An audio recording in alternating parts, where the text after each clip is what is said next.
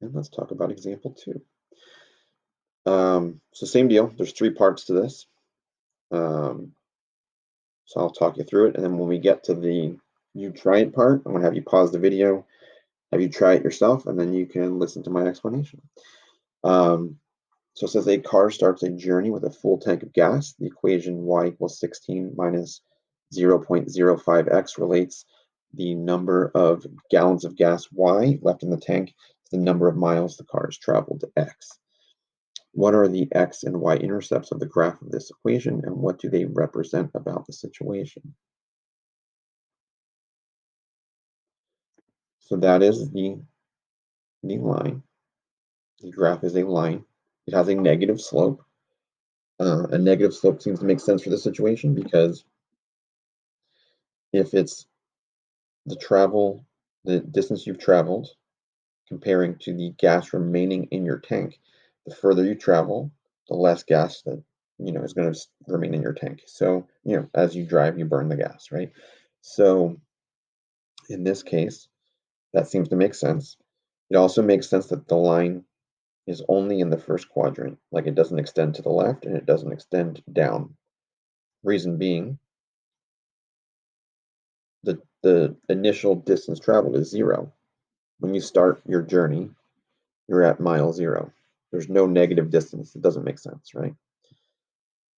And the gas remaining in your car can't go below 0, right? You can't have negative gas in your car. That doesn't make sense. So it's going to stop at those points. The y-intercept represents the point where you start your journey. You're at 0 miles traveled and you have 16 gallons of gas in your car. Okay, the y-intercept is also that 16 that's written there. Okay, if that was in slope-intercept form, it would have come second. Doesn't matter. It's still 16.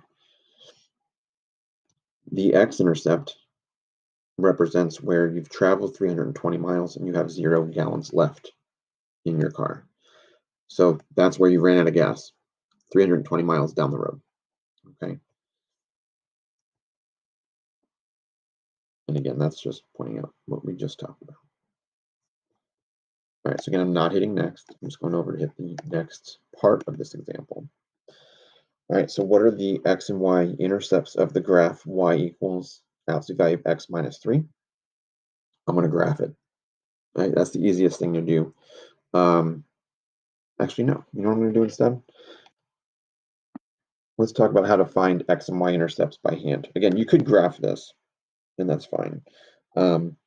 Let's do it by hand because this is something you don't need something new to do. You should be able to do this. So for the x-intercept, it's where y is 0. So 0 is equal to absolute value of x minus 3. Now I'm just going to solve that for x. So what I'm going to do is I'm going to add 3 to both sides. And you get 3 is equal to the absolute value of x. I'm going to flip that around so I have the x on the left side.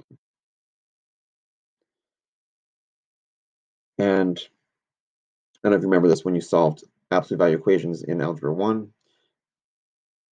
First, you assume what's inside is positive. If the x inside is positive, the absolute value of a positive number is itself. So then x is equal to 3. If you assume what's inside is negative, that means the absolute value of a negative number is its opposite. So you're going to get that x is equal to negative 3. Okay. So in this case, you have 2 x-intercepts. Your 2 x-intercepts are 3 or negative 3. All right, let's do the same thing for the y-intercept. The y-intercept is where x is 0. So if x is 0, then y is equal to the absolute value of 0 minus 3. Absolute value of 0 is 0, so that's gone. So that means then y is equal to 3. So your y-intercept is at 3, only 1. All right, and then when we find out the intercepts, same deal. The x-intercepts are plus or minus 3. That's what we figured out.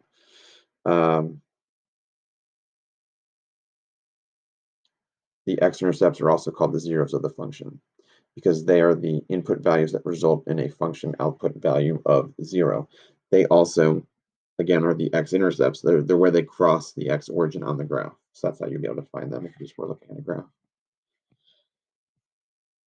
And then to find the y-intercept algebraically, again, what we just did. And the y-intercept is at -3.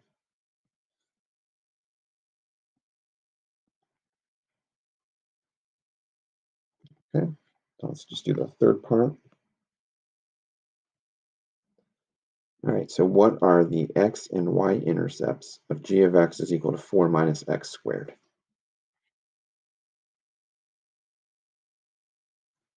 Same deal. I'm going to change this to y equals, because that's what g of x actually is. It's just your y value in function notation. Okay, let's find the y-intercept first. The y-intercept is where x is 0. So now the y-intercept can be found where y is equal to 4 minus 0 squared. 0 squared is 0, so y is equal to 4. So the y-intercept is at 4. The x-intercept is where y is 0. So it's 0 equal to 4 minus x squared.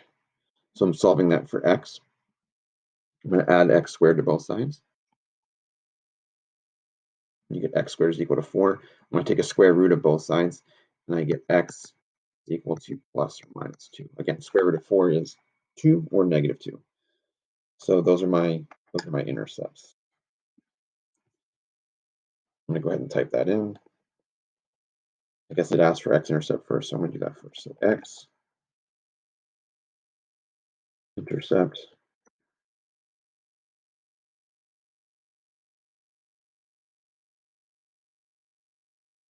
that's right, 2, 4, and -2 and 2.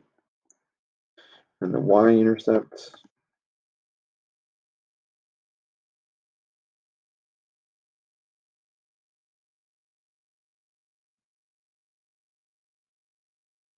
is 4. All right, and they gave them as ordered pairs. Probably a better way to do it. Again, when we do the practice in a couple days, I'm sure it'll be asking you to input it as an ordered pair. So just make sure you're doing that. Okay. All right. So at this point, we are going to pause. So again, we got through the first two examples. I want you to again have tried each of the examples and so on. Tomorrow, we will finish the lesson. Okay, and then Wednesday we will start the practice.